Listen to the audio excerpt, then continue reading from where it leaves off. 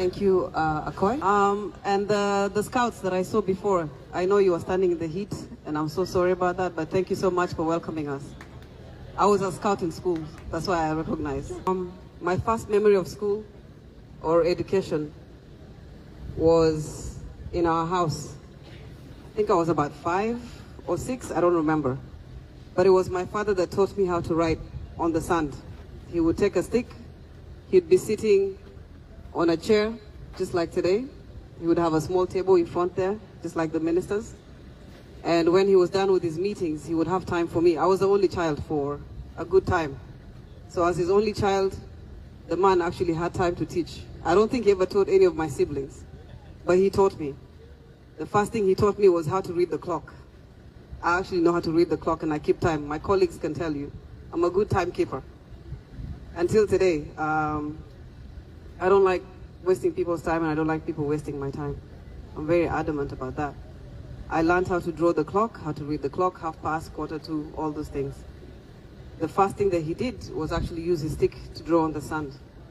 I went to school in camps. I never felt like I lacked anything. I never asked for a pencil, pen, book, even uniform. I don't even remember if I had uniform. But I went to school in Itang, I went to school in Peñido, I went to school in Gambela, and I also went to school in Addis. When we went to Kenya, I remember I was 10 years old. I did not know how to speak English. I don't know why I didn't know how to speak English, but I spoke Anuak, I spoke Nuer, I spoke Shuluk, I spoke Dinka, of course, Tongjien, and I spoke Amharic, and I had friends from all walks of life within the camp in Itang. So I could speak all those languages, but I couldn't speak English. I was taken to a class that had 55 students, and I remember I was number 53 out of 55 in my first term. Of course, my uncle was like, you have to study hard. You know, it was a new country. I did not know how to speak Kiswahili. I didn't know how to speak English. The second term, I was number 20 out of 55. As kids, I think you have an ability to learn so many languages and to learn really fast. Nobody forced me to school. I wasn't forced to go to school. I woke up, I was eager to go to school. I wore my uniform, and I was actually eager to learn. I was quiet. I wasn't a talkative child, but I remember that I wanted to learn. And it wasn't instilled in me with a stick or by a teacher. I actually wanted to learn.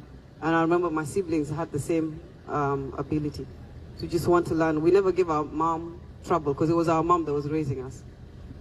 The second thing I would like to say is that my second memory of school in Kenya was when December, which was usually the last month that schools would close for Christmas, I was actually number 4 out of I don't know how many students. And I ran home with my report card. My mom was back from, I think, Sudan at the time, because she would frequently visit.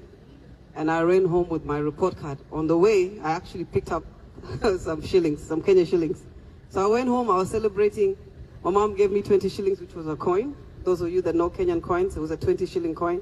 And I ran to my friends that used to be outside. I grew up with other South Sudanese kids as well. So I ran to them outside, and we actually had soda. Soda used to be 5 shillings. I think 5 cents or 5 shillings, I can't remember. But I bought everybody. We all had the big soda that you see in Uganda now, and we celebrated. So school is very important. It creates a foundation for you. I did not have to be beaten to know that boys were a no-no. So for those of you that have boyfriends here, I don't know how you do it, but I wouldn't advise it. You're too young. Keep the baby away for when you're ready. Keep the other baby away too, not just the man baby, but the baby that you'll carry with you for the rest of your life. Secondary education leads you to now a world full of open opportunities. You will have so many chances to meet other people of other races. You will have so many opportunities to interact with people from all walks of life. I don't think a wall makes a school, and I'm not saying that your wall is not important. The classroom doesn't make a school. It's where you are, where your heart is, what your intentions are, what your opportunities are, your future. When you envision your future and you want a better life for yourself, no one will have to push you to do anything. As the Ask Foundation, we are here to help you and support you with the tools that you need to help better your education. As our education consultant said, we're not here to do everything for you. You will put your hands together as a community, as a school, to do whatever you can on your own, and we will come to support you. We are that backbone that you need, but we also need you to help us help you. I don't know if that makes any sense. Does that make sense? Am I speaking too fast? Can you hear me? Can you understand me? Can those guys understand me? No?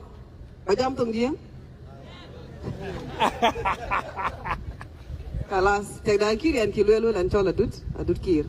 Ayan di bapanda wa ayan kaiwa kuma. So yan nyandit kina nyandit kir mayadi. Nyir ko gata wa babetun wek. Ba babeti nyantu ka chak tiak zatu. Randu nyuro len chetia. I'm a mom, I'm a sister, I'm somebody's daughter, I'm somebody's cousin, and I play all those roles, and I hope I play them well. I will try to play them as much as I can for the rest of my life. And I would like to be your sister. I'm here because I want to be your sister, and I hope you will accept me as your sister. Anything that you need from me, feel free to ask me. Ask Foundation is ask and you shall be given. Knock and it shall be opened. We're here for you, all of us that you see here, my colleagues, my friends, any member of my family that you come across. Feel free to talk to us, feel free to ask us. Just shorten it, don't make it too much because we listen to about 1,000 requests a day.